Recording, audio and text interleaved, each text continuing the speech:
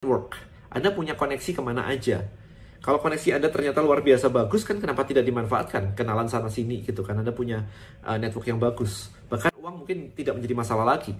Why? Karena Anda mungkin sudah punya kenalan ke investor lah, atau teman yang punya duit tapi lagi nyari bisnis, sementara Anda punya bisnis tapi nggak punya duit. Kan tinggal kolaborasi aja. Tinggal nanti perhitungan berapa persen masing-masing sahamnya kan. Kayak begitu. Bisa aja. Sementara kalau misalkan kita yang pada umumnya selalu berpikir bahwa modal duluan buat beli produk. Karena kalau nggak ada produk saya nggak bisa jualan. That is totally wrong. Jadi benar-benar salah banget. Anda bisa dropship kok zaman sekarang. Anda bisa jadi reseller, dropship dan sebagainya. Yang mana modalnya nggak terlalu butuh besar. Saya membaca buku-buku tentang bisnis dan ikut beberapa seminar berbayar. Ternyata dalam membangun sebuah bisnis, kita tidak hanya sekedar menjual produk. Tetapi ada 7 tahapan yang harus kita lakukan dalam membangun sebuah bisnis. Yang pertama, kita harus punya visi atau impian mempunyai bisnis yang besar. Saat membangun bisnis, kita harus punya impian yang besar dan kita juga bergaul dengan orang-orang yang punya impian besar. Karena kalau kita bergaul dengan orang-orang yang mimpinya kecil, maka impian kita pun juga akan kecil. Saat kita melihat ada orang atau teman atau tetangga yang sukses atau kaya, harusnya kita bukan iri pada mereka, negative thinking, atau nyinyir terhadap mereka, tetapi berpikir bagaimana caranya kita bisa berteman dengan mereka, dan kita belajar dari mereka dengan mengamati apa yang mereka lakukan, meniru apa yang bagus yang bisa kita lakukan, dan menghilangkan hal-hal yang menurut kita kurang. Jadi, Anda bisa tiru apa yang mereka lakukan dan kemudian melakukan modifikasi sesuai dengan versi buatan diri Anda. Yang kedua, buat ide bisnis dan strategi. Tahapannya seperti ini. Yang pertama, ketahui dengan detail produk atau jasa yang Anda jual, terutama kelebihannya dibandingkan produk atau jasa yang sejenis. Yang kedua, pelajari segmen pasarnya, luas atau sempit.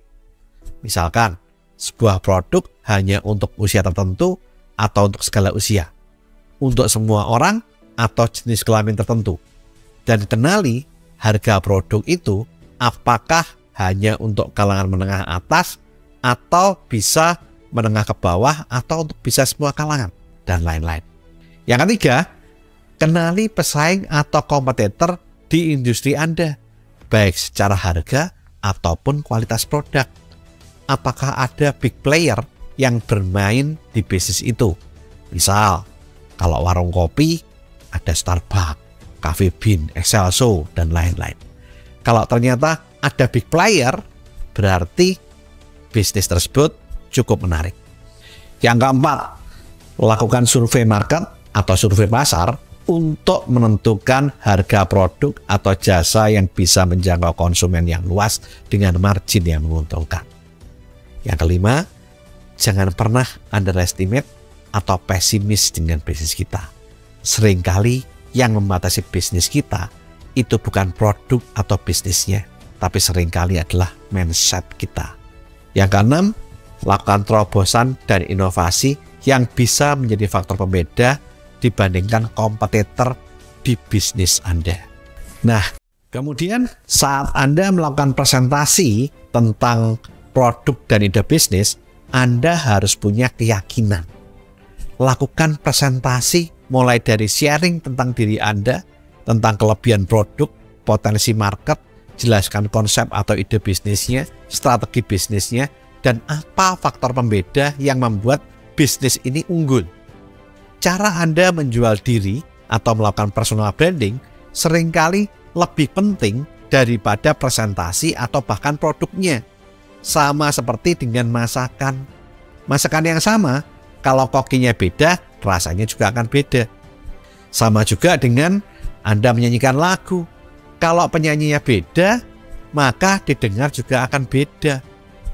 Demikian juga dengan produk ataupun ide bisnis. Banyak orang mengatakan, saya nggak bisa membangun bisnis karena saya nggak punya modal. Tetapi tahukah Anda bahwa banyak orang yang bisa sukses dengan modal kecil atau bahkan tanpa modal awalnya, seperti Mark Zuckerberg, Colonel Sanders, Ray Kroc, Bill Gates, dan lain-lain. Karena sebenarnya modal itu bukan masalah utama. Karena banyak orang yang kalau Anda punya ide yang cemerlang, bisa saja mau melakukan investasi di bisnis Anda. Asal Anda punya ide brilian, ide cemerlang, Anda punya personal branding, Anda bisa melakukan komunikasi, Anda bisa mempresentasikan dengan baik, dan Anda juga bisa membangun yang namanya networking. Bisnis itu pasti sukses, seperti rumus 4 tanda di matematika. Gunakan baik-baik rumus ini. Yang pertama, tambahkan tim. Karena waktu kita terbatas dan kemampuan kita juga terbatas. Misal tim sales, tim finance, tim digital marketing, atau tim-tim yang lain.